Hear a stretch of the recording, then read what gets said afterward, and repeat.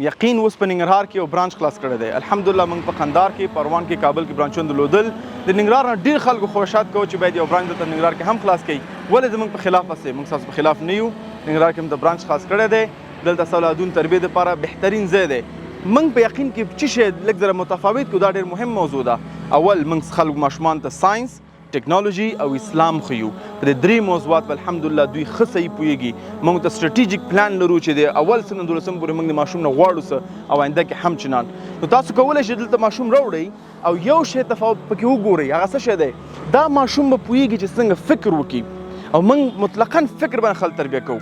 همدا دلیل دی زموږ ماشومان فقط په نوراس نه کامیابېږي، دوی مجبور دي چې یو پروژه تسلیم کړي څو په مضمون کې کامیاب شي.